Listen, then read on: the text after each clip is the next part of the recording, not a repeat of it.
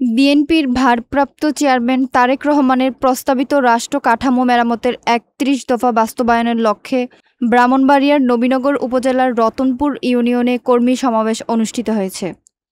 বৃহস্পতিবার বিকেলে রতনপুর হাইস্কুল মাঠ প্রাঙ্গণে এ কর্মী সমাবেশের আয়োজন করে রতনপুর ইউনিয়ন বিএনপি।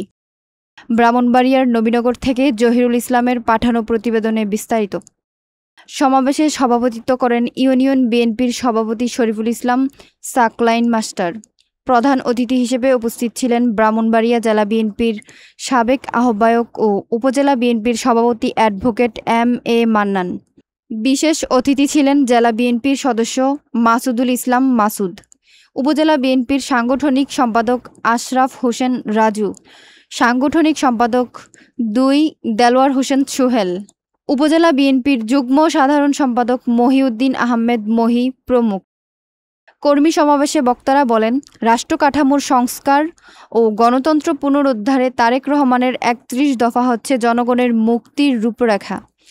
এ দফাগুলো বাস্তবায়নের মাধ্যমে দেশে আইনের শাসন প্রতিষ্ঠা, দুর্নীতিমুক্ত প্রশাসন এবং জনগণের অধিকার নিশ্চিত করা সম্ভব হবে। এ সময় তারা আসন্ন আন্দোলন ও রাজনৈতিক কার্যক্রমে ঐক্যবদ্ধভাবে অংশ নেওয়ার আহ্বান জানান। ফেব্রুয়ারি মাসে এদেশের সংসদ নির্বাচন হবে। সেই নির্বাচনে আমি বাংলাদেশ জাতীয়তাবাদী দল তথা বিএনপি থেকে আগামী সংসদ নির্বাচনে অংশগ্রহণ করার ইচ্ছা পোষণ করেছি। আমি আমার দলের কাছে আমি জানিয়েছি যে আমি নবীনগর থেকে নির্বাচন করতে চাই।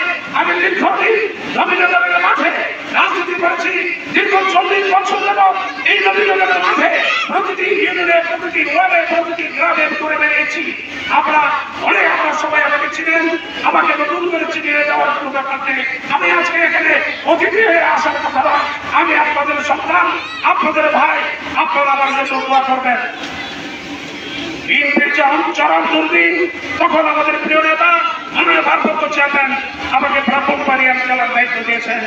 জানি না আমি কি করতে পেরেছি, তবে একটি কথা আপনাদের বলতে পারি যে কুমিল্লা বিভাগের মধ্যে ৫টি জেলার মধ্যে ব্রাহ্মণবাড়িয়া জেলায় প্রথম আমি সভাপতি সম্মেলন করে দিয়ে এসেছি। আমি বলতে চাই ব্রাহ্মণবাড়িয়া ১৪টি ইউনিটকে সুসংগঠিত করে ব্রাহ্মণবাড়িয়া কুমিল্লা বিভাগের মধ্যে প্রথম আমি ব্রাহ্মণবাড়িয়া জেলা বিএনপি সম্মেলন করে এসেছি। ভাইরা আমার, আমি আপনাদেরই সন্তান, আমি আপনাদের কাছে দোয়া চাই। আজকে শেখ হাসিনার পতনের পর আজকে এই যে নির্বাচন সামনে, সে নির্বাচনকে নিয়ে বিভিন্ন তালবাহানা শুরু হয়েছে। একটি দল বিভিন্ন অজুহাত সৃষ্টি করে নির্বাচনকে বদল করার চেষ্টা করছে। আমরা বলতে চাই, শেখ হাসিনা ১৭ বছর এদেশের মানুষের ভোটের অধিকার হরণ করেছিল। আজকেও দেখা যায় একটি দল এই দেশে ভোটকে ভুলদুল করার জন্য চক্রান্ত করছে। কখনো তারা পিয়ার পদ্ধতির কথা বলে, কখনো বিভিন্ন অজুহাত সৃষ্টি করে এদেশে নির্বাচন পেছানোর চেষ্টা করছে। আমি বলতে চাই, আমি আপনাদের উদ্দেশ্যে বলতে চাই, কোন ষড়যন্ত্রে এই নির্বাচন মন্ডল করতে পারবে না। আমার ষড়যন্ত্রকারীদের ষড়যন্ত্র বসে নেই, ষড়যন্ত্র করছে যারা বিএনপি যাতে আগামী দিনে নির্বাচনে